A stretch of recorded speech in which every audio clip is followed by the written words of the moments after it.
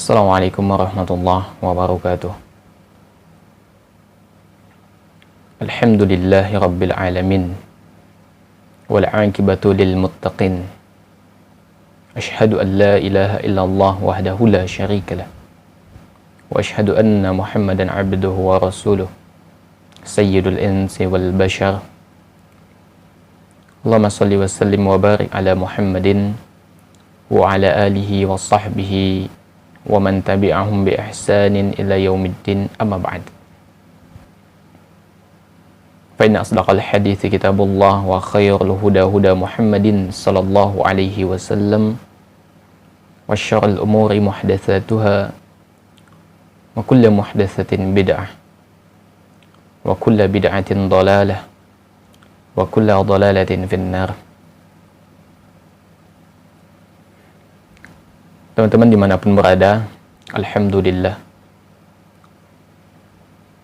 segala puji bagi Allah Jalla Jalaluh, yang mana Allah Azza wa Jalla masih memberikan nikmat kepada kita berupa istiqamahnya kita di atas agama yang hak, berupa istiqamahnya kita di atas sunnah, istiqamahnya kita di atas tauhid. Ini semua teman-teman sekalian adalah nikmat yang tidak ternilai, karena nikmat ini menjadi modal awal bagi kita untuk kembali ke kampung halaman kita, itu di syurganya Allah Subhanahu wa ta'ala. Allah sudah berikan modal kepada kita, maka kita kembangkan modal yang telah Allah berikan kepada kita. Kemudian salawat diiringi salam semoga senantiasa selalu tersampaikan kepada Nabi junjungan kita, Nabi besar Muhammad sallallahu alaihi wasallam. Allahumma shalli wa sallim wa barik alaihi. Semoga kita termasuk hamba yang mendapat syafaat Nabi sallallahu alaihi wasallam. Teman-teman dimuliakan oleh Allah Subhanahu wa ta'ala. Di zaman kekinian ini ada sebuah penyakit. Ada sebuah penyakit yang sangat berbahaya sekali,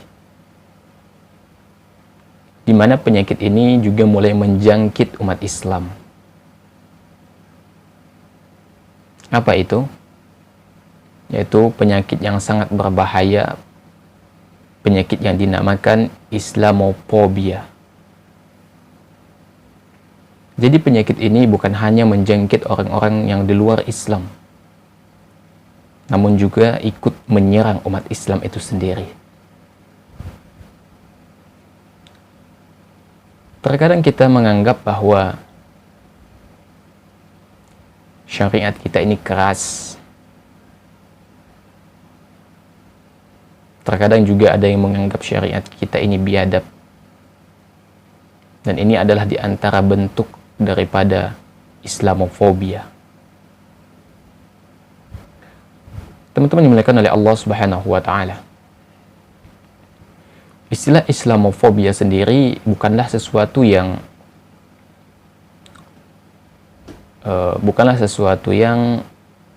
baru. Bukan sesuatu yang baru. Istilah ini sudah dikenal.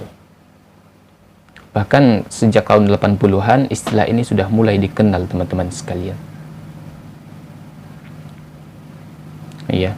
Jadi Islamophobia ini adalah sikap yang merujuk pada prasangka, diskriminasi, ketakutan dan kebencian kepada Islam dan Muslim. Teman-teman sekalian, jadi istilah Islamophobia, Anda tegaskan sekali lagi, itu sudah mulai dikenal pada tahun 80-an, 1980-an. Itu sudah dikenal istilah Islamophobia. Dan puncaknya itu pada tanggal 11 September 2001. Islamophobia, penyakit ini kemudian menyelimuti seluruh permukaan bumi pasca serangan 11 September 2001. di mana ada dua pesawat yang menabrak gedung WTC, World Trade Center di New York. Jadi disebutkan bahwa yang menjadi dalang dari pelaku tersebut, yang menjadi dalang dari peristiwa tersebut adalah militan Al-Qaeda. Dan ini sudah pasti akan dihubung-hubungkan dengan ajaran Islam. Sehingga di antara dampak yang ditimbulkan adalah merebaknya penyakit Islamofobia. Akhirnya pasca 11 September, istilah Islamofobia menjadi sangat populer. Sebenarnya ada 4 pesawat. 2 pesawat ditabrakan di gedung World Trade Center itu, ya, 2 pesawat.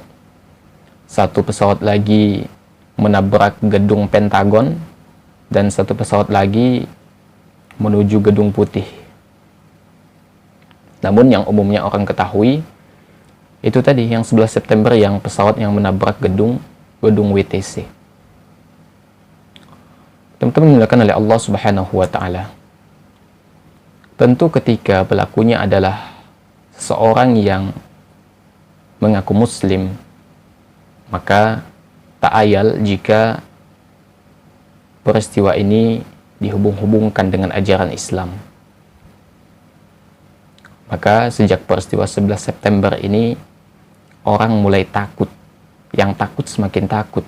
Yang biasa saja menjadi takut dengan Islam dan Muslim. Sebagai efek dari peristiwa yang luar biasa ini.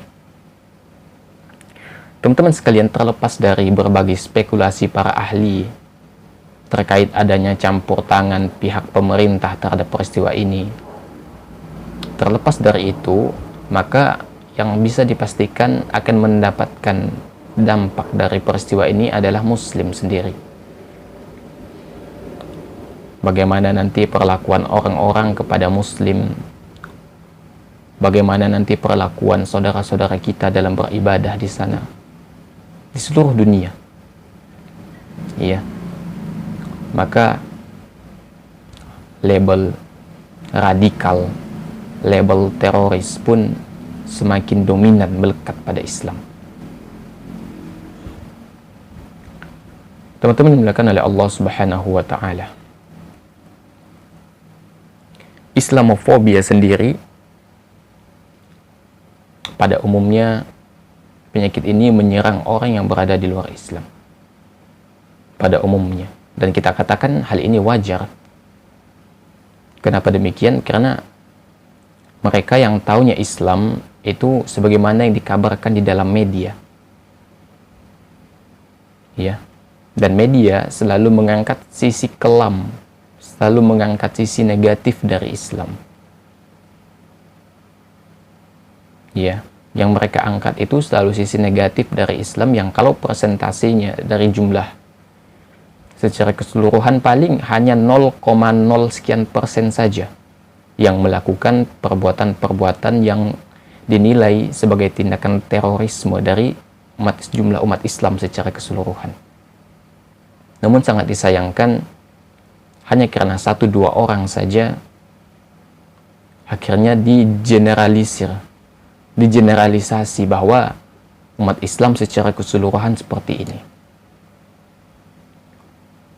Teman-teman sekalian, ini merupakan berita yang sangat menyedihkan sekali. Sekaligus menjadi pukulan telak bagi umat Islam. Karena sekali lagi, agama kita dijadikan sebagai sebab. Agama kita dijadikan sebagai faktor. Kenapa kita kemudian dijauhi? Kenapa kemudian kita dibenci? Kita dianggap radikal?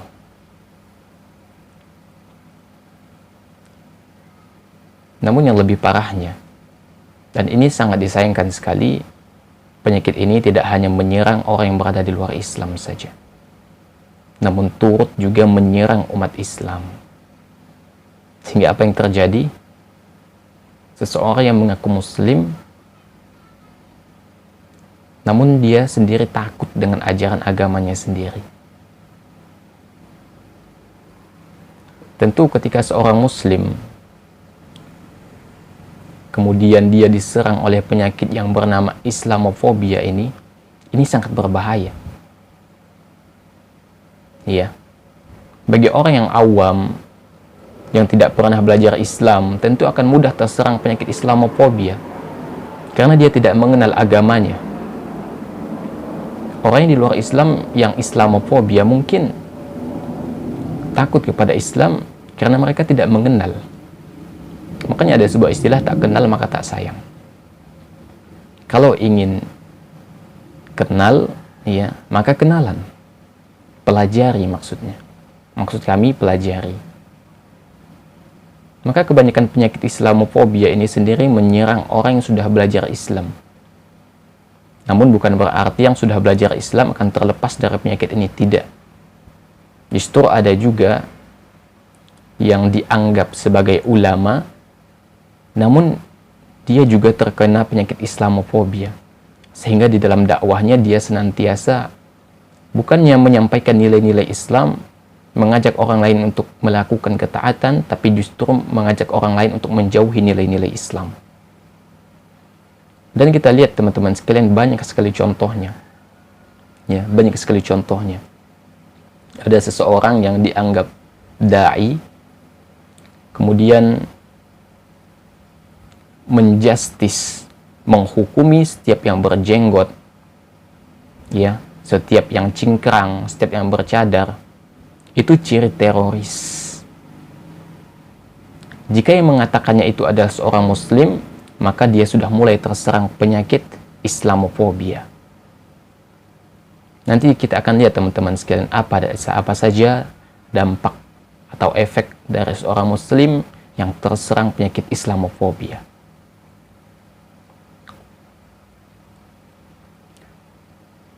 Teman-teman sekalian, jadi Islamofobia itu juga sendiri merujuk kepada diskriminasi terhadap muslim dengan memisahkan mereka dari kehidupan ekonomi, pendidikan, ya, sosial, masyarakat, serta kebangsaan. Dan ini kita bisa lihat teman-teman sekalian, ketika orang sudah mulai terserang penyakit Islamofobia, khususnya di negara yang muslimnya merupakan minoritas, mereka itu akan didiskriminasi. Dan sekarang bisa kita lihat di media-media, di mana ada beberapa muslimah yang menggunakan jilbab, menggunakan cadar, dilarang untuk memasuki atau mengakses sarana pendidikan. Ini menunjukkan adanya gejala Islamofobia di tempat tersebut. Kemudian ada di sebuah tempat, tidak perlu Anda sebutkan, itu melarang pelaksanaan sholat Jumat. Di mana pada hari itu kan umat Islam memang wajib melaksanakan sholat Jumat. Atau di tempat lainnya, ada larangan mengumandangkan azan, menggunakan pengeras suara yang diarahkan keluar masjid, dan hanya boleh digunakan di dalam masjid saja. Ada pula ya tindakan-tindakan diskriminasi berupa tindakan pelecehan dengan verbal.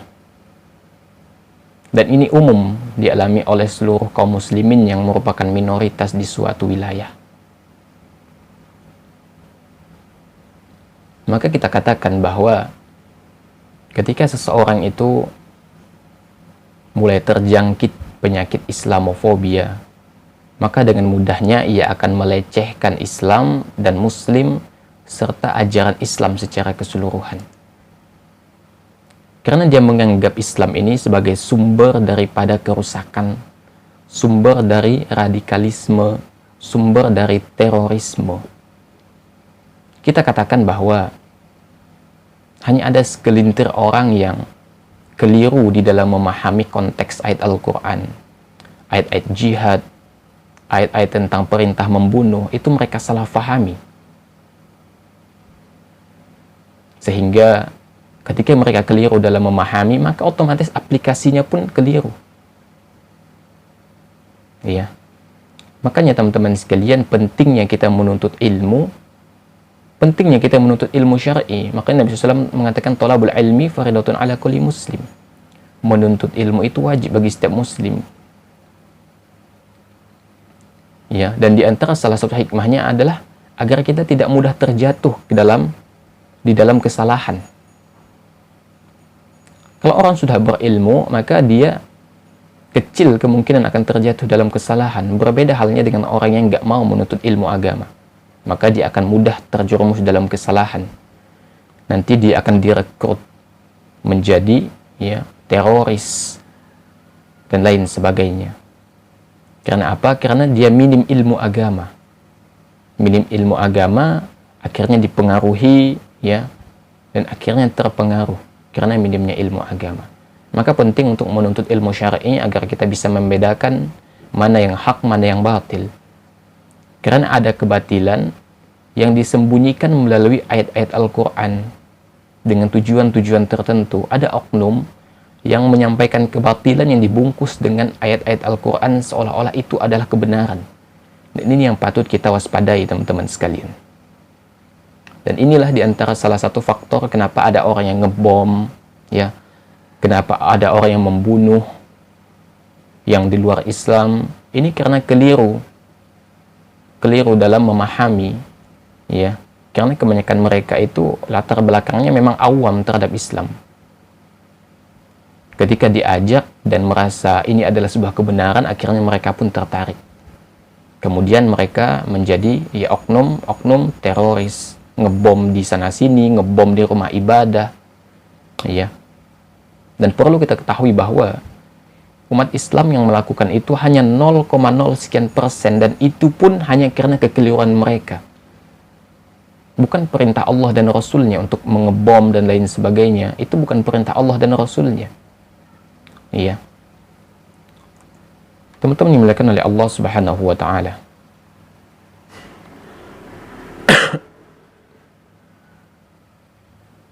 Pasca 11 September ini, maka ada peningkatan. Ada penyakit Islamofobia ini semakin merebak di seluruh penjuru dunia. Tak ayal bagi seorang muslim sekalipun. Ini faktor yang pertama. Faktor lainnya juga kenapa Islamofobia ini semakin meluas adalah karena semakin banyaknya muslim di dunia barat. Seperti kalau data-data itu kita perhatikan baik-baik, jumlah orang yang mu'allaf di barat atau di belahan dunia manapun itu semakin meningkat. Karena setiap orang itu mendambakan kebenaran, teman-teman sekalian. Dan ketika orang menemukan kebenaran yang ia cari selama ini, maka ia pasti akan lebih memilih kebenaran. Karena keselamatan itu lebih utama daripada segalanya. Teman-teman yang dimuliakan oleh Allah Subhanahu wa Ta'ala, pertama yang perlu kita ketahui bahwa yang pertama kali menghembuskan atau yang menyebarkan penyakit Islamofobia adalah orang-orang kafir. Mereka nggak mau Islam tersebar luas. Akhirnya mereka kemudian membuat atau melabeli Islam dengan stigma-stigma negatif, sehingga dengan takutnya orang kepada Islam itu akan membuat mereka jauh dari Islam. Yang di luar Islam menjadi tertahan untuk masuk ke dalam Islam, yang muslim menjadi enggan untuk menjalankan syariatnya dengan sepenuh hati. Allah Azza wa Jalla mengatakan, "Walan tarda ankal yahudu walan nasara hatta tattabi'a millatahum. Qul inna hudallahi huwal huda. Wala in taba'ta ahwa'ahum ba'da alladhi ja'aka minal ilmi ma laka minallahi min waliyyin wala nasir." Dan orang-orang Yahudi dan Nasrani tidak akan rela kepadamu Muhammad sebelum engkau mengikuti agama mereka. Katakanlah, sesungguhnya petunjuk Allah itu adalah petunjuk yang sebenarnya. Dan jika engkau Muhammad, kata Allah, mengikuti keinginan mereka setelah kebenaran itu sampai, ya, maka tidak ada bagimu pelindung dan penolong dari Allah Subhanahu wa taala. Ya. Allah Azza wa Jalla di sini sudah jelas terang benderang Allah mengatakan walan tarda ankal yahudu walan nasara hatta tattabi'a millatahum. Mereka ini enggak ridho sampai kita mengikuti agama mereka. Ya. Meskipun sekarang kita lihat mereka itu seperti loyal dengan Islam. Namun di dalam hati kecilnya mereka ingin kita mengikuti agama mereka. Minimal, ya, minimal merubah pemahaman, merubah cara pandang kita terhadap Islam. Dan kita lihat teman-teman sekalian, di zaman kekinian ada orang yang berpaham pluralisme, menganggap semua agama sama. Ya. Jadi ketika ada orang yang berpaham pluralisme, maka dia sudah termakan propaganda orang-orang barat. Semua agama sama. Mereka menganggap semua agama sama. Semua agama itu benar, hanya caranya yang beda-beda tapi tujuannya sama. Maka kita katakan pluralisme ini adalah bentuk dari kekufuran. Karena menganggap semua agama sama. Diletakkan di satu titik, satu garis lurus. Nggak bisa seperti ini. Ya, kenapa demikian? Inna dina innallahil Islam. Agama yang diridhoi di sisi Allah hanya Islam. Maka kita katakan Islam itu bukan agama yang paling benar. Tapi Islam adalah agama satu-satunya yang benar. Islam bukan agama yang paling benar, tapi satu-satunya yang benar. Karena kalau antum mengatakan paling, berarti ada kebenaran lagi di bawahnya. Tapi kalau antum mengatakan satu-satunya yang benar, maka antum akan menafikan segala bentuk yang menyerupainya. Sehingga menjadikan satu saja yang benar. Ya. Maka mereka tidak akan ridho sebelum kita mengikuti agama-agama mereka. Minimal, ya, mereka merubah cara pandang kita, merubah pola pikir kita. Yang sebenarnya pola pikir yang mereka ajarkan itu bertabrakan dengan nilai-nilai Islam. Seperti tadi pluralisme, semua agama sama. Itu bagian dari propaganda mereka. Mereka hendak merusak cara pandang seorang muslim. Apa dampak negatif ketika seseorang menganggap bahwa semua agama sama? Di antara dampak negatifnya adalah dia akan mudah mengikuti kebiasaan-kebiasaan yang bukan berasal dari agama ini, agama Islam. Ya, kalau perayaan tahun baru dia ikut. Karena semua agama sama gitu, mengajarkan kebaikan. Kalau Natalan dia ikut Natal. Ya. Kalau Waisak dia ikut Waisak gitu. Jadi tidak ada identitas yang melekat pada dirinya. Makanya orang yang mengatakan semua agama sama, maka tidak ada identitas yang melekat pada dirinya. Dan ketika seseorang itu istiqamah dengan Islam, ya, artinya ada identitas yang melekat, yaitu identitas dia sebagai seorang muslim. Ya. Teman-teman yang dimuliakan oleh Allah Azza wa Jalla. Jadi, ya, mereka akan melakukan propaganda. Mereka akan menyebarkan isu-isu yang akan membuat orang lari dari Islam. Tak terkecuali orang muslim itu sendiri. Bahkan Anda pernah mendengar sendiri, Anda mendengar langsung dari lisan seseorang mengatakan, kalau kita mau cari calon menantu, kita cari saja yang beragama biasa-biasa saja gitu. Nggak perlu kita cari yang taat, tapi yang biasa-biasa saja. Ya. Ketika Anda mendengar kalimat tersebut, ya, Anda pun tertegun. Ternyata penduduk-penduduk yang berada jauh dari riuh, ya, hiruk-pikuk kota, yang mungkin pengaruh-pengaruh Islamofobia akan sulit masuk, ternyata sudah mulai menggerogoti, bahkan sampai kepada penduduk-penduduk yang jauh dari hiruk-pikuk kota gitu. mereka mulai takut dengan ajaran agamanya sendiri. Dan ini menunjukkan bahwa Islamofobia ini sudah mulai masuk, bahkan sampai ke desa-desa gitu. Ya, teman-teman sekalian, itu tadi, ya, mereka, ya, orang-orang kafir tidak akan ridho sebelum kita mengikuti agama-agama mereka. Ya, jadi mereka akan melakukan berbagai cara dan upaya bagaimana agar penyakit ini tersebar luas, bahkan di tengah-tengah kaum muslimin. Mereka kadang akan memberikan beasiswa, ya, beasiswa belajar ke luar negeri, ya, belajar ke tempat-tempat mereka untuk mengkader, ya, untuk mengkader orang yang akan menjadi perpanjangan tangan mereka. Jadi nanti, ya, akan banyak, ya, beasiswa dari barat, ya. Mereka nih orang-orang Islam diundang belajar Islam di negara-negara kafir. Tentu akhirnya, ya, yang diajarkan kepada mereka adalah sesuatu yang menyimpang dari yang seharusnya. Karena tempat belajarnya salah, belajar Islam dari orang yang membenci Islam, maka akan timbul kebencian juga bagi yang mempelajarinya. Sehingga ketika pulang dari ya, barat, ta'ayal, seseorang itu akan berubah pola pikirnya.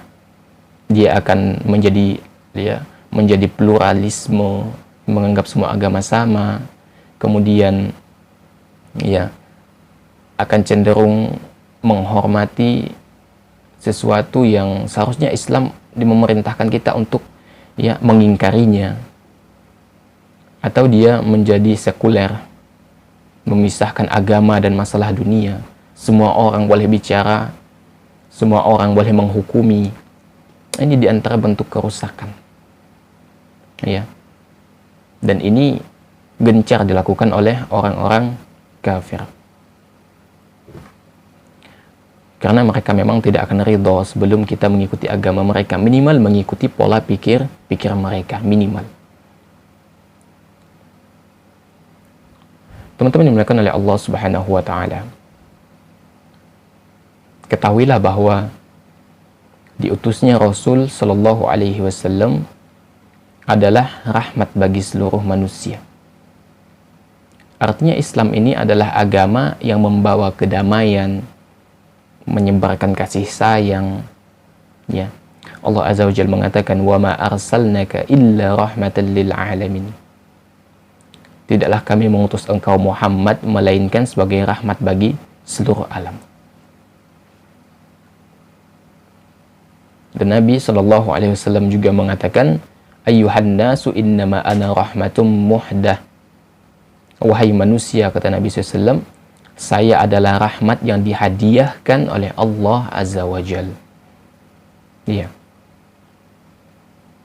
As-Sabuni dalam Safwatut Tafsir menafsirkan ayat tadi, wa ma arsalnaka illa rahmatan lil alamin. Beliau mengatakan maksud ayat ini adalah tidaklah kami mengutusmu wahai Muhammad melainkan sebagai rahmat bagi seluruh makhluk. Jadi rahmatnya itu meliputi semua makhluk, baik dia beriman kepada risalah ataukah tidak. Sebagaimana dalam hadis Nabi SAW, innama ana rahmatum muhdah. Sungguhnya aku adalah rahmat yang dihadiahkan oleh Allah Subhanahu wa taala. Dalam ayat ini Allah Azza wa Jalla tidak mengatakan rahmatan lil mu'minin, rahmat bagi orang-orang mukmin, tapi Allah mengatakan, ya, rahmatan lil alamin. Kalau Allah mengatakan rahmatan lil mu'minin, itu sifatnya khusus saja, rahmat itu bagi orang-orang mukmin. Tapi Allah Azza wa Jalla dalam ayat ini mengatakan rahmatan lil alamin, rahmat bagi seluruh alam, yang menunjukkan bahwa rahmat itu sifatnya umum, akan diberikan kepada siapa saja, baik yang beriman kepada risalah Nabi Sallallahu Alaihi Wasallam atau tidak. Iya. Beliau Sallallahu Alaihi Wasallam diutus dengan membawa kebahagiaan yang besar. Beliau juga menyelamatkan manusia dari kesengsaraan yang besar. Beliau menjadi sebab tercapainya berbagai kebaikan di dunia dan di akhirat. Beliau memberikan pencerahan kepada manusia yang sebelumnya berada dalam kejahilan. Beliau memberikan hidayah kepada manusia yang sebelumnya berada dalam kesesatan. Inilah yang dimaksud rahmat Allah bagi seluruh manusia. Bahkan orang-orang kafir mendapat manfaat dari rahmat ini, yaitu ditundanya hukuman bagi mereka. Selain itu, mereka pun tidak lagi ditimpa azab berupa diubah menjadi binatang atau dibenamkan ke bumi ataupun ditenggelamkan dengan air. Jadi di antara hikmah atau rahmat diutusnya Nabi SAW adalah tentu bagi seorang muslim banyak kebaikan yang akan dia dapatkan. Ya. Dan bagi orang kafir, ya, di antara bentuk rahmatnya itu ditundanya hukuman bagi mereka. Sebagaimana yang terjadi pada umat-umat terdahulu. Umat terdahulu itu dimusnahkan sekaligus. Umatnya Nabi Nuh, umatnya Nabi Saleh itu dimusnahkan sekaligus bagi yang kafir. Tapi ya, diutusnya Nabi SAW ini sebagai rahmat bagi seluruh alam. Di antara bentuk rahmatnya adalah ditundanya hukuman bagi orang-orang kafir. Ibnu Jauzi dalam tafsirnya menyebutkan ada perbedaan pendapat mengenai cakupan kata alamin ini. Pertama, yang dimaksud ayat di atas, yang dimaksud alamin di sini hanyalah kaum mukminin. Ya, ini pendapat Ibnu Zaid. Jadi pendapat pertama yang alamin itu mengatakan bahwa kata alamin itu sifatnya khusus, tidak umum. Sedangkan pendapat kedua mengatakan bahwa rahmat beliau ini ya mencakup secara umum, baik yang mukmin ataupun yang tidak. Yang beriman kepada beliau, maka rahmatnya sempurna di dunia ataupun di akhirat. Dan yang tidak beriman, itu rahmatnya hanya di dunia saja. Sedangkan ya hukumannya itu diakhirkan sampai dia wafat dan ketika datang kiamat. Dan ini adalah pendapat Ibnu Abbas. Teman-teman dimuliakan oleh Allah Subhanahu wa taala. Ketika Nabi SAW itu diutus, maka semua bentuk hukuman itu ditiadakan. Baik bagi orang yang beriman ataupun bagi orang yang kafir. Allah Azza wa Jalla mengatakan, "Wa ma kana Allahu liyu'adzibahum wa anta fihim." Allah tidak akan menyiksa mereka sementara kamu berada di tengah-tengah mereka. Ibnu Hajar Al-Haytami menegaskan bahwa pengutusan Rasul Shallallahu Alaihi Wasallam merupakan rahmat sampai pun bagi para musuh beliau, di mana hukuman mereka itu ditunda. Dengan sebab apa? Pengutusan Rasul Shallallahu Alaihi Wasallam. Maka kita lihat teman-teman sekalian, diutusnya Rasul Shallallahu Alaihi Wasallam itu yang membawa risalah Islam akan memberikan dampak-dampak yang luar biasa bagi kehidupan kita. Dan semua dampak yang ditimbulkan itu adalah kebaikan. Pertanyaannya, kenapa tetap masih ada yang terkena penyakit Islamofobia ini? Ya. Tentu di antara faktor yang menyebabkan orang masih terkena penyakit Islamofobia adalah bisa jadi karena kedudukan, bisa jadi karena persaingan, atau bisa jadi karena ada dendam-dendam masa lalu. Semua faktor ini bisa saja yang menyebabkan seseorang itu Islamofobia dan menyebarkan penyakit ini kepada orang lain. Banyak sekali faktornya. Sebagaimana orang-orang kafir Quraisy itu takut dengan Islam. Kenapa? Karena mengancam kedudukan mereka, mengancam perekonomian mereka, sehingga mereka tidak mau tunduk terhadap risalah Nabi Shallallahu Alaihi Wasallam. Ya, teman-teman dimuliakan oleh Allah Subhanahu Wa Taala. Kalau kita baca riwayat, ya, banyak sekali riwayat mengenai bagaimana kasih sayang Nabi Shallallahu Alaihi Wasallam kepada musuh dakwah beliau, bahkan kepada orang yang menyakiti beliau. Di sini kita katakan kalau Islam itu radikal, kalau Islam itu teroris, kalau Islam itu mengebom, maka Rasul SAW pasti akan memohon kepada Allah untuk menghancurkan musuh-musuh beliau.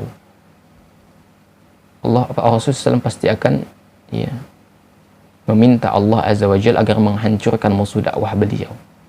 Tapi tidak, Rasul SAW tetap akan mendoakan kebaikan meskipun kepada musuh-musuh beliau.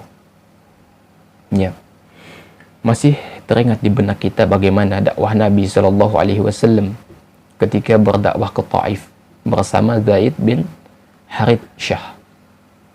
Nabi SAW datang ke Taif, mengajak orang-orang Taif untuk masuk ke dalam Islam. Tapi apa yang terjadi teman-teman sekalian? Nabi SAW mengalami penolakan.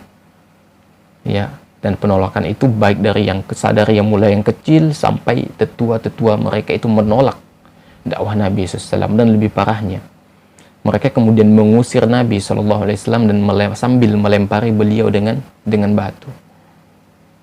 Sehingga kulit Nabi yang mulia SAW mengeluarkan darah karena terkena lemparan batu yang dilemparkan oleh penduduk Taif. Dan dalam hal ini Zaid bin Harithah mengorbankan dirinya untuk menjadi tameng Nabi SAW. Akhirnya mereka berdua pun, Nabi SAW dan Zaid bin Harithah ini mengalami luka berat. Karena mereka, risalah Nabi SAW ini ditolak mentah-mentah oleh penduduk Taif. Apakah Nabi SAW mendoakan keburukan bagi orang-orang Taif yang sudah melakukan keburukan kepada Nabi SAW? Jawabannya adalah tidak.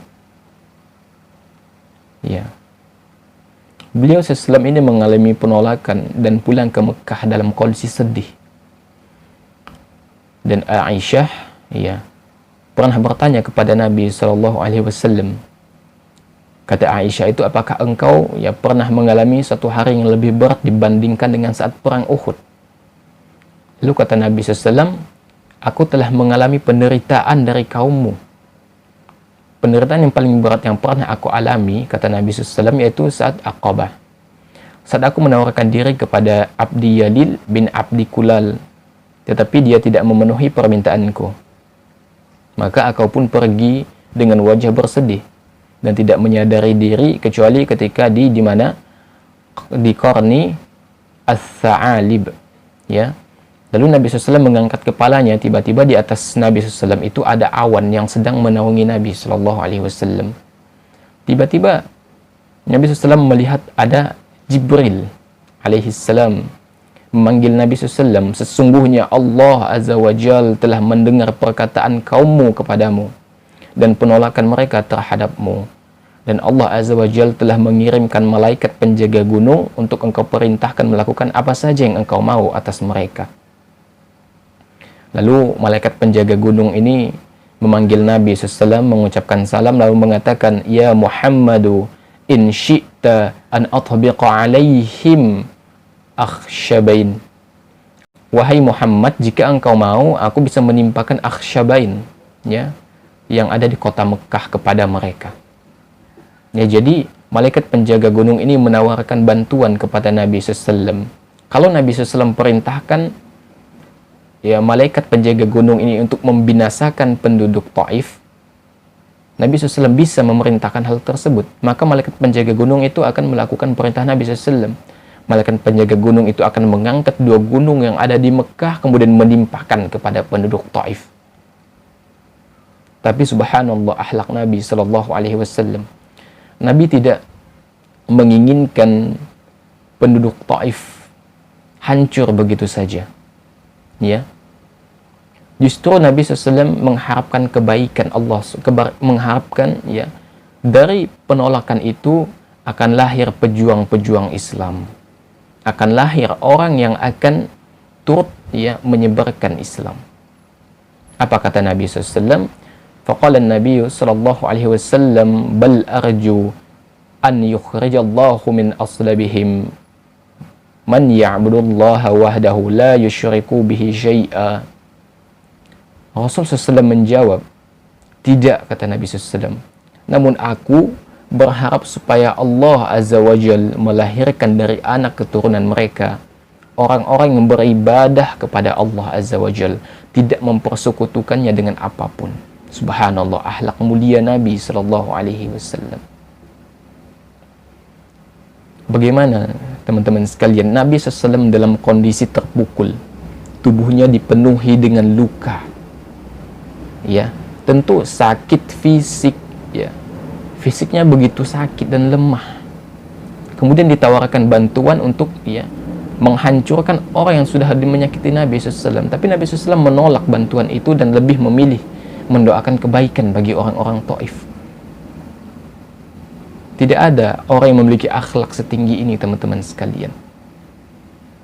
Kalau orang di zaman ini kemungkinan atau kita itu bisa jadi ketika di posisi Nabi SAW, mungkin kita akan perintahkan malaikat penjaga gunung untuk menimpakan saja gunung, ya, kepada penduduk Taif. Tapi Nabi SAW dengan akhlaknya yang luar biasa ini tidak menginginkan penduduk Taif yang mendapatkan azab Allah Subhanahu wa taala. Justru Nabi SAW menginginkan agar dari penduduk Taif akan melahirkan pejuang-pejuang yang tangguh, yang akan beribadah kepada Allah semata. Ya. Ini akhlak Nabi SAW. Nabi SAW itu luar biasa kepada musuh dakwah beliau, bahkan kepada orang yang sudah menyakiti beliau. Pertanyaannya, lantas bagaimana kemudian seseorang bisa memiliki penyakit Islamofobia, sedangkan akhlak yang membawa risalah ini luar biasa? Akhlaknya ini luar biasa, teman-teman sekalian.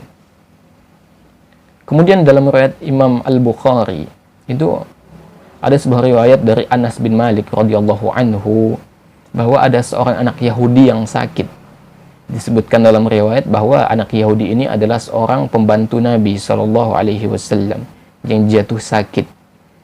Lalu Nabi Shallallahu Alaihi Wasallam datang menjenguknya, seraya duduk di dekat kepalanya dan mengatakan, "Aslim." Ya, masuklah Islam. Lalu sang anak ini melihat kepada ayahnya, ya, meminta persetujuan ayahnya, atau, ya, menginginkan tanggapan dari ayahnya. Lalu apa kata ayahnya? "Ati' Abul Qasim sallallahu alaihi wasallam fa aslama." Apa kata ayahnya? Taati Abul Qasim. Ikuti apa yang diinginkan oleh Abul Qasim. Fa aslama. Kemudian anak itu pun masuk ke dalam Islam. Dia menjadi seorang muslim. Lalu Nabi SAW berjalan keluar, ya, seraya mengatakan, berdoa kepada Allah, "Alhamdulillahilladzi anqadahu minan nar." Segala puji bagi Allah Azza wa Jalla yang sudah menyelamatkannya dari api neraka. Ini adalah di antara kisah, teman-teman sekalian, yang sangat menakjubkan. Kisah Nabi Shallallahu Alaihi Wasallam yang penuh dengan kebaikan dan teladan yang luar biasa yang dapat kita peroleh dari kisah ini. Di mana, ya, pada masa itu Nabi SAW adalah sosok yang, ya, menjadi teladan bagi para sahabat dan sampai sekarang menjadi teladan bantu kita semuanya. Bahkan ketika ada seseorang yang sakit, dan ini nggak main-main, beda agama, ini anak ini seorang Yahudi, Nabi SAW jenguk, ya.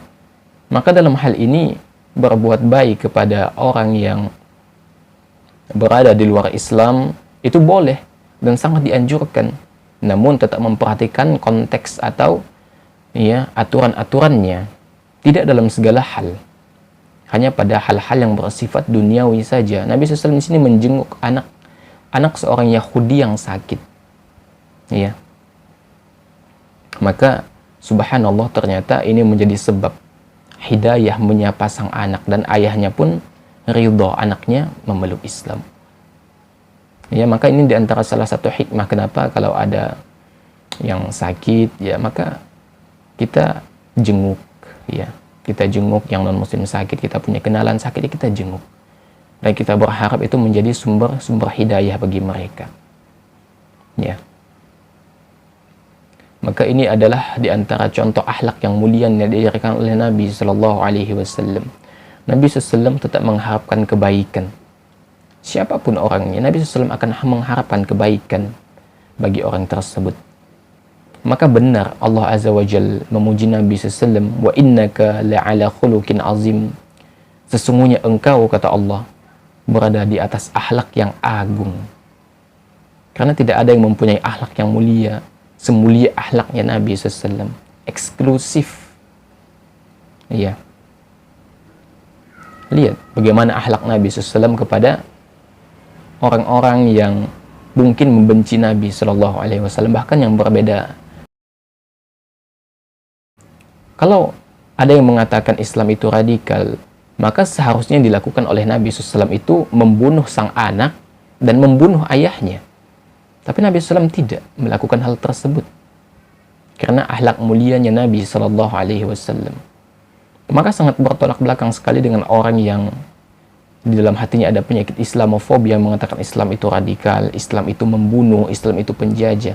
Perhatikan, justru akhlak Nabi SAW ya luar biasa, tidak seperti yang mereka labelkan kepada Islam. Justru kalau kita mau berkaca dari sejarah, teman-teman sekalian, penjajah, apakah ada penjajah dari kalangan orang-orang Islam? Contoh saja di negeri kita, apakah penjajah yang menjajah negeri kita itu dari kalangan orang-orang Muslim? Kita katakan tidak. Justru orang Muslim itu sendiri yang akan membantu perjuangan perjuangan orang-orang di Nusantara. Mereka menjadi penyokong, Contohnya seperti Sultan Aceh yang meminta bantuan kepada siapa? Kepada Sultan Ottoman, dinasti Ottoman, dinasti Utsmaniyah, meminta bantuan pasukan untuk menghadapi Belanda. Subhanallah azim.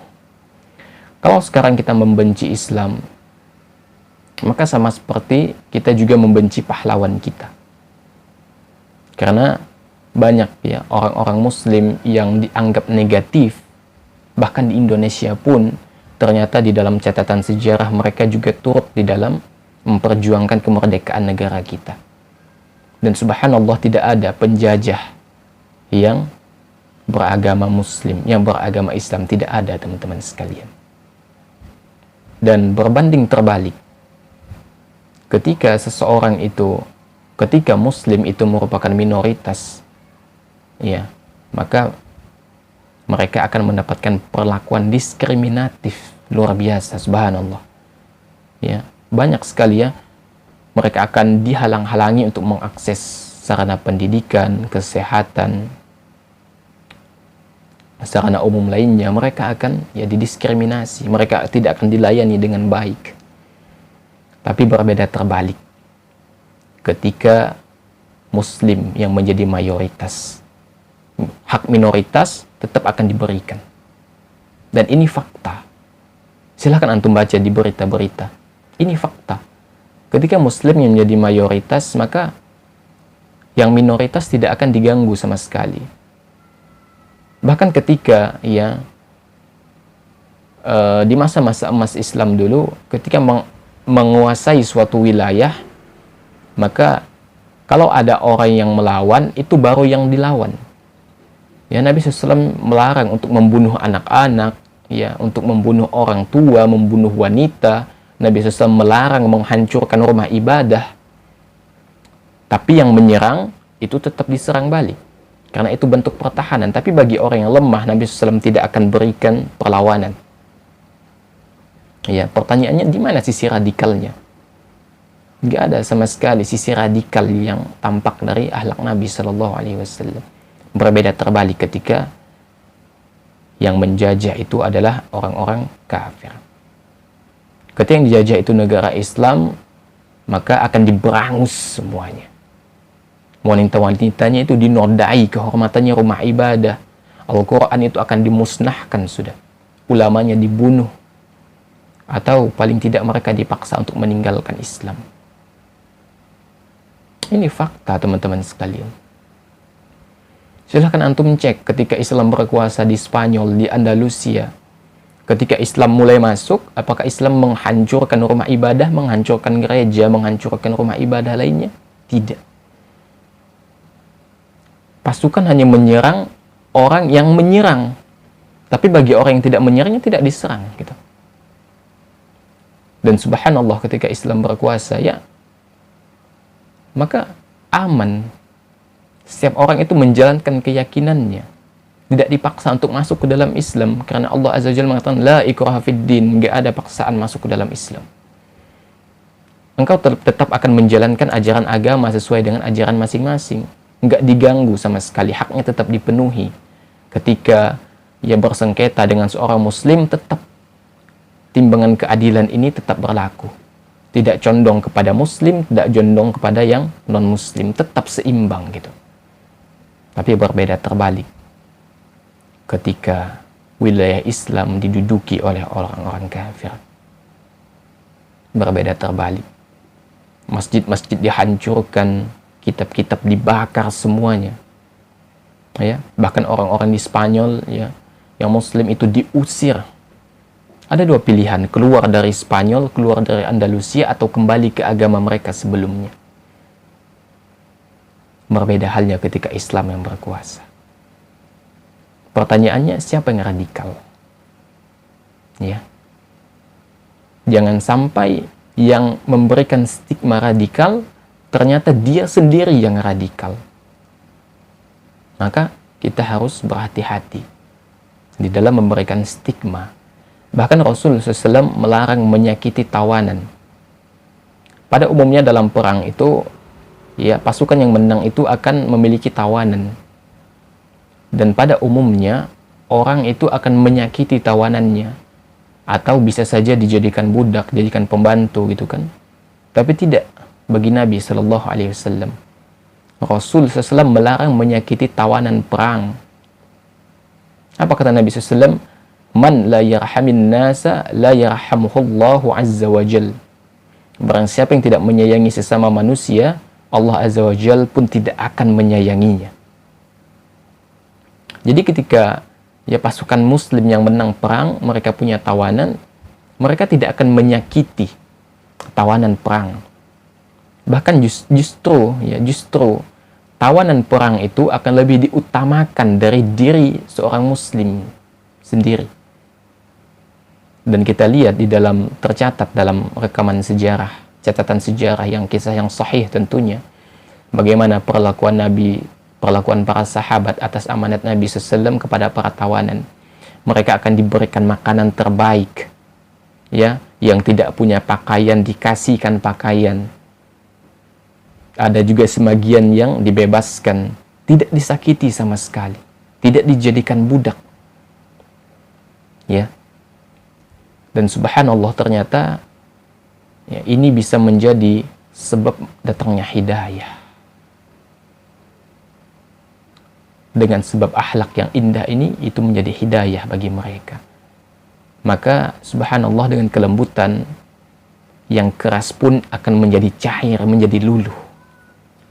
Ya, bahkan kepada tawanan perang sekalipun kita dilarang untuk menyakiti mereka. Ya.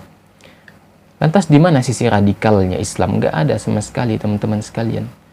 Dan Allah Azza wa Jalla memerintahkan kita untuk berbuat baik dan berlaku adil meskipun kepada orang-orang kafir. Ya, Allah Azza wa Jalla mengatakan, la yanhakumullahu 'anil ladzina lam yuqatilukum fid dini wa lam yukhrijukum min diyarikum an tabarruhum wa tuqsitu ilaihim innallaha yuhibbul muqsitin. Allah Azza wa Jalla tidak melarang kamu berbuat baik dan berlaku adil terhadap orang-orang yang tidak memerangi kamu, ya, karena agama, dan tidak pula mengusir kamu dari negerimu. Sungguhnya Allah itu menyukai orang-orang yang berlaku adil. Ya, jadi Allah Azza wa Jalla tidak memerintahkan kita. Jadi Allah Azza wa Jalla tetap memerintahkan kita untuk berbuat baik, berlaku adil kepada siapapun tanpa memandang agama. Ya, dengan syarat, ya, mereka ini tidak memerangi kita gitu. Nanti ada, ya, kondisi-kondisi tertentu di mana seorang muslim itu boleh menyerang orang kafir, itu ada kondisinya. Jadi tidak di semua kondisi, dalam kondisi aman, dalam kondisi perjanjian, itu haram seorang muslim melakukan penyerangan. Ya.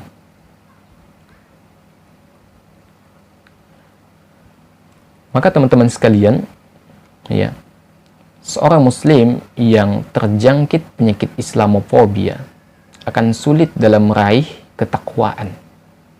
Kenapa demikian? Ya, karena dia takut dengan agamanya sendiri. Di antara dampaknya adalah dia akan enggan untuk menjalankan kewajiban-kewajibannya sebagai seorang muslim. Sehingga dia akan sulit mendapatkan nilai ketakwaan. Sedangkan orang yang bertakwa itu, teman-teman sekalian, Allah Azza wa Jalla akan berikan berbagai kebaikan, baik dari langit ataupun dari bumi. Allah Azza wa Jalla mengatakan, walau anna ahlal qura amanu wattaqau la fatahna alaihim barakatim minas sama'i wal ardi walakin kadzabu fa akhadnahum bima kanu yaksibun. Kalau sekiranya penduduk suatu negeri itu beriman dan bertakwa, pastilah kami akan melimpahkan kepada mereka keberkahan dari langit atau dari bumi. Akan tetapi kata Allah, mereka mendustakan ayat-ayat kami, maka kami siksa mereka disebabkan perbuatannya. Maka kalau kita bertakwa kepada Allah, Allah Azza wa Jalla akan melimpahkan rezeki dari langit dan dari bumi, dan Allah Azza wa Jalla akan berkahi. Tapi bagi orang yang takut kepada Islam, Islamofobia, seorang muslim yang berpenyakit Islamofobia, dia tidak akan bisa mencapai derajat takwa. Karena bagaimana dengan agamanya sendiri saja takut, mempelajari agamanya takut. Takut-takut kalau belajar Islam jadi teroris gitu. Takut-takut kalau belajar Islam jadi radikal. Subhanallah. Ya. Maka teman-teman, pelajarilah Islam. Tak kenal maka tak sayang. Kalau antum belum belajar Islam, maka antum gak bakalan kenal dengan Islam. Dan antum akan mudah melabelkan stigma negatif terhadap agamamu sendiri. Jadi kalau sudah seorang muslim yang mempunyai penyakit Islamofobia, ini sulit untuk diobati. Bisa diobati tapi sulit. Ya, maka di antara cara pencegahannya adalah pelajari Islam. Ya, yang dengan itu engkau akan tahu mana yang hak, mana yang batil. Karena banyak orang yang benci kepada Islam, setelah tahu bagaimana Islam, itu ternyata subhanallah menjadi sebab hidayah. Karena orang taunya Islam itu dari media saja. Dari media, dan media itu selalu mengangkat sisi kelam, sisi negatif, oknum. Ya. Ada yang ngebom dan dia muslim, itu oknum. Islam tidak pernah memerintahkan itu. Ya, Islam tidak pernah memerintahkan untuk menghancurkan gereja-gereja, menghancurkan tempat ibadah umat lain, tidak, jamaah. Ya. Justru Islam melarang itu. Tapi jangan sampai karena hanya oknum saja kemudian digeneralisasi. Oh, semua muslim ternyata begitu. Oh, enggak. Kalau semua muslim itu radikal, sudah bisa dipastikan tidak ada orang kafir yang hidup di Indonesia. Sudah bisa dipastikan. Teman-teman yang dimuliakan oleh Allah Azza wa Jalla, maka puncak dari seorang muslim yang mempunyai penyakit Islamofobia ini adalah dia akan mudah melecehkan syariat agamanya sendiri. Ya. Karena dia takut, maka dia akan melecehkan agamanya sendiri. Ya. Sedangkan kita tahu teman-teman sekalian, di antara salah satu perkara yang bisa membuat seorang muslim itu murtad adalah ketika dia melecehkan syariatnya sendiri. Allah Azza wa Jalla mengatakan, "Wala in sa'altahum la yaqulunna innama kunna nakhudu wa nal'ab. Qul abillahi wa ayatihi wa rasulihi kuntum tastahzi'un. La ta'tadiru qad kafartum ba'da imanikum." Dan jika kamu tanyakan kepada mereka tentang apa yang mereka lakukan itu, kata Nabi SAW, kata Allah Azza wa Jalla, mereka akan menjawab, sesungguhnya kami hanya bersenda gurau dan bermain-main saja. Katakanlah, wahai Muhammad, apakah dengan Allah, ayat-ayatnya, Rasulnya, kamu selalu berolok-olok? Tidak usah kamu minta maaf, kata Allah, karena kamu sudah kafir setelah beriman. Syekh Sa'di rahimahullah ta'ala menjelaskan bahwa hukumnya sangat berat bagi orang yang menjadikan ajaran Islam sebagai olok-olokan. Hukumnya dia bisa murtad dari Islam. Apa kata beliau? Mengolok-olok agama, mengolok-olok dalam agama, ayat Al-Quran dan Rasulnya termasuk kekafiran yang bisa mengeluarkan dari Islam. Karena agama ini dibangun atas pengagungan kepada Allah Azza wa Jalla dan agama dan Rasulnya. Maka ini diantara salah satu puncak ya dari orang, dari muslim yang terjangkit penyakit Islamofobia. Dia akan melecehkan agamanya sendiri. Dia akan menghina ajaran agamanya sendiri. Yang pada akhirnya akan menyebabkan dia murtad. Atau memang dia mengikrarkan bahwa dirinya murtad. Dan kita lihat teman-teman sekarang ini, di sekitar kita ya, di negeri kita sendiri, Islamofobia ini menjamur luar biasa. Menjamur. Ya. Dan mereka kemudian memperlihatkan kebenciannya kepada Islam ini dengan berbagai cara. Ketika ada orang yang berusaha menampilkan nilai-nilai keislaman di hidupnya, apa yang mereka katakan? Kadrun. Ah, dasar kadrun, pulang sana ke Arab. Itu adalah di antara salah satu indikasi orang tersebut ya terpapar Islamofobia. Atau dia benci terhadap orang yang menjalankan syariat Islam. Setiap orang yang menjalankan syariat Islam dipermasalahkan. Ya. Seperti hukum rajam itu dipermasalahkan, pelanggaran HAM lah, mengambil hak hidup orang lain, mengekang hak-hak orang lain, subhanallah. Ini adalah di antara indikasi Islamofobia. Maka teman-teman sekalian, pelajari agama kita agar kita terhindar dari penyakit Islamofobia yang pada dasarnya memang disebarkan oleh orang-orang yang benci kepada Islam. Kemudian ditanamkan di hati-hati kaum muslimin, sehingga dengan merebaknya penyakit Islamofobia ini di tengah-tengah kaum muslimin yang menyebabkan kaum muslimin itu jauh dari agamanya. Sampai puncaknya dia bisa mengolok-olok agamanya sendiri atau dia murtad. Ya. Maka teman-teman sekalian, kita harus waspada karena memang ya banyak sekali di zaman kekinian ini, bahkan ada orang yang bergelar ustadz, da'i, itu menunjukkan atau mulai terjangkit Islamofobia. Dan di dalam ceramahnya itu, yang seharusnya dia yang mengajak orang lain untuk beribadah kepada Allah, mengikhlaskan beribadah kepada Allah, ya, yang seharusnya mengajarkan nilai-nilai syariat Allah, kemuliaan Islam, justru di sana dia melakukan pelecehan terhadap syariat sendiri, terhadap Islam. Ya, maka kita harus berhati-hati dengan tokoh-tokoh seperti ini. Ya. Seperti ada orang yang menghina cadar, menghina jenggot, ya menghina lah, ya mengatakan bahwa ciri-ciri teroris itu berjenggot, jidatnya hitam, gitu ya, celananya cingkrang, bercadar, na'udzubillah min zalik. Ya. Semoga Allah Azza wa Jalla menjaga kita, menjaga keturunan kita, dan menjaga seluruh kaum muslimin dari penyakit Islamofobia ini. Karena penyakit ini sangat berbahaya sekali, dan jika sudah terpapar, maka kadangkala akan sulit, ya kadang akan sulit sekali untuk dihilangkan. Semoga Allah Azza wa Jalla memberikan taufik dan hidayahnya kepada kita semua, sehingga kita terhindar dari berbagai perkara yang bisa merusak kita, merusak agama kita, dan merusak bangsa kita. Demikian, wassallallahu ala nabiyina Muhammadin wa ala alihi wa sahbihi wasallam, walhamdulillahi rabbil alamin. Yang benar datangnya dari Allah Azza wa Jalla, yang salah, yang keliru itu datangnya dari kejahilan ana pribadi. Demikian, assalamualaikum warahmatullahi wabarakatuh.